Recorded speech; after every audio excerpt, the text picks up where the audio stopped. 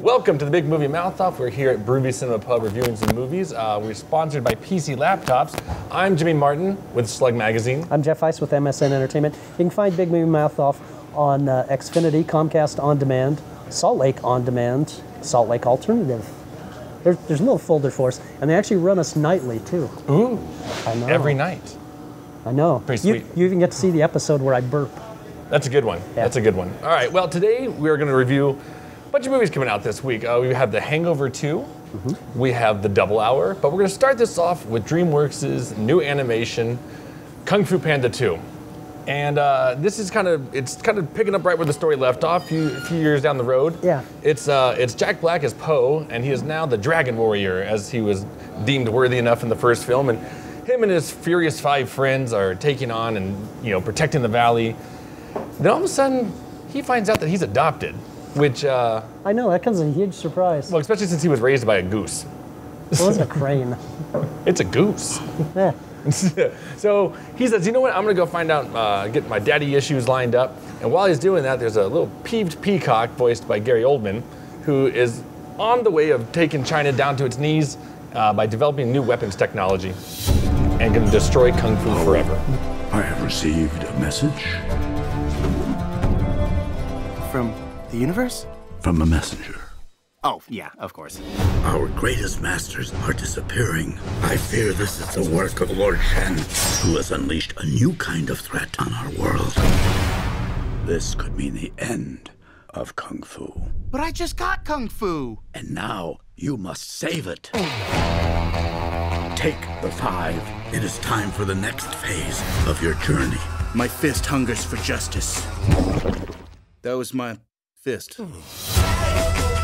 We need to get to that tower without being spotted by those wolves. Huh? Got it. Stealth mode. I hate this sneaking around. Hey. Hey. Huh?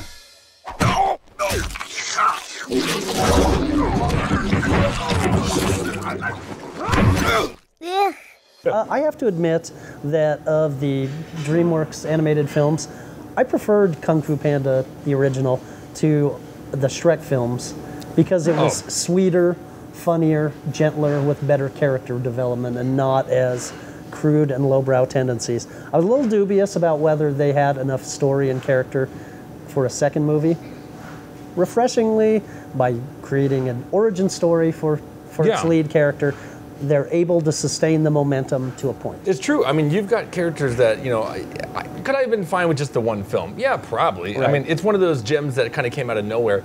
But they have taken these characters and taken to the next level where you do start, it's a heartfelt story. Right. I'm not gonna lie, I had a little, tears welling up in my eyes on this one. I think it was because you were wearing 3D glasses. No, I actually saw this one in 2D. Oh, okay. I was not with you guys on this one. I saw this in 2D. I prefer the 2D because, especially with animation, and especially this movie, these 3D visuals are beautiful. Well, and the orange skies, they're fantastic. And what I also love about You're always going to get brighter colors with 2D rather than 3D. But with any kind of animation, that's what I prefer. Right. I mean, if you're going to get vibrant colors, it's an animation. So, but then also with this 3D animation, and this is 3D animation that is starting to compare with Pixar.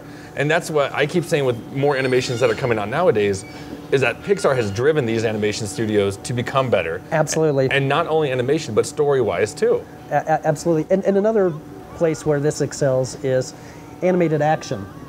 Yes. And that is not an easy thing to pull off.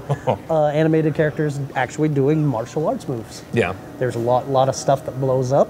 There's action sequences. I mean, the martial arts that they do in this movie is beautiful. I mean, it's almost like watching like an old Bruce Lee or like a Jackie Chan before he went his way. Absolutely. When the title character and his master both do the thing with the raindrop in this. Oh. I wish M. Night Shyamalan had seen that. I thought that too. Before he made the Last Airbender, because that's how you do that correctly. The thing I also love about the series is that while it doesn't take itself too seriously, it doesn't fall into the errors of other children's films where they don't end on dance numbers. Right. They don't make... You always see in children's films, they make these really weird, pop culture jokes. Yes, and this is story-driven. It's not joke-driven. Yeah, like it's not like, let's make a Lindsay Lohan joke. And and guess what? In 20 years, no one's going to remember her. Certainly I won't. But that's why these movies, they're timeless. Right. And so that's why I have a lot of good time with them. Now, voice casting wise, Jack Black for me he's a coin flip. Live action wise, Right. voice wise, I think he's quite good. I mean, he doesn't actually overpower it. He actually tones down, Yeah. and he lets other people be funny around him, including Dustin Hoffman, the voice of his master. Master Sifu. I Yes, mean, who's really funny. I love this. I love seeing animation. This is a great time for animated movies. I mean, we are seeing things that have never been done before. And another thing with the animation, with the 2D animation that they bring into this for flashback sequences. Oh, that's Chinese woodcut and the paper cut. So good. Yeah. It's so good. I love seeing creativity like that.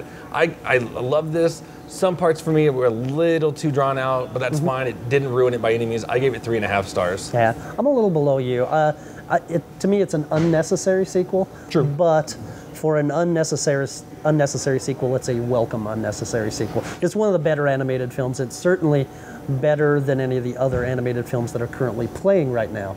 Sure. So I can recommend it to families and their parents. So 3 stars for me. And you say, it may be unnecessary. I could see that because, like I said, I could have lived with just the first one, but this leaves it to make this where it could become a really cool franchise. Possibly. I will say that. Yes, possibly. Okay. Well, when we come back, we're going to review the independent film, The Double Hour.